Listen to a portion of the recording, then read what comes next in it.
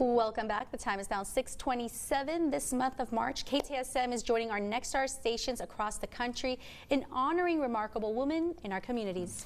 Our KTSM 9 News anchor Brenda Medina is highlighting a local mom whose idea to create a positive outlook during the pandemic has now blossomed into much more than simply a Facebook group. It's now full of women leaning on one another as they navigate motherhood while also lending a hand to those in need. If you don't know the name now, it's likely you'll be hearing more about El Pasoan Juliana Esparza Loya. A humanitarian at heart, Juliana takes us back to the Segundo Barrio, a place that molded her. And walking down this sidewalk, 9th Street, apartment 15, what does that feel like to you coming back? So many memories come back. I see this apartment. It looks so much smaller now than when I was a kid.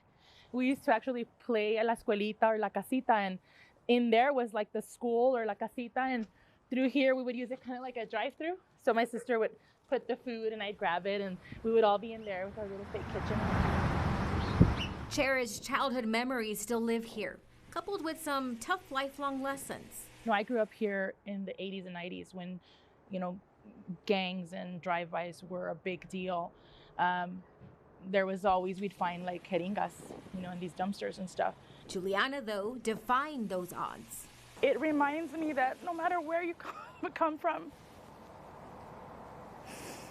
and no matter how many obstacles are put before you, and how many times people tell you you cannot, that you can. And I come back here and I think of every time I cried as a kid in that restroom or climbed a tree and felt unheard and unwanted. The Bowie graduate carrying the weight of a demographic she feels is ignored, pushed through the barriers.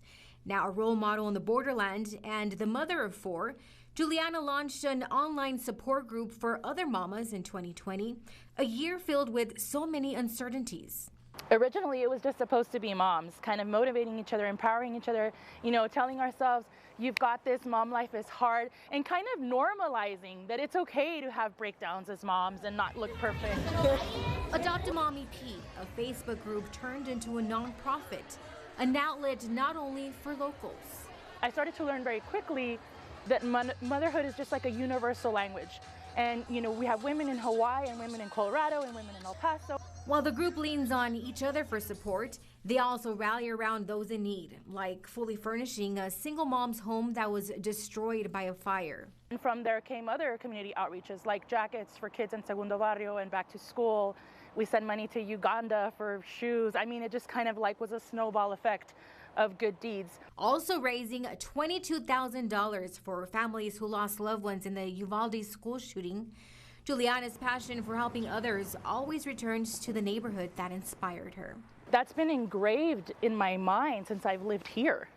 And so it all started here, really, as a kid, going to church and, giving food to the people at Sacred Heart. As a matter of fact, across the street over there, we sell enchiladas to fundraise for the viejitos. For now, her goal is to continue being a pillar through Adopt a Mommy P, whether it's helping local mom entrepreneurs through her Mommy Mercadito event or sharing this message with others growing up in poverty-stricken neighborhoods. For me,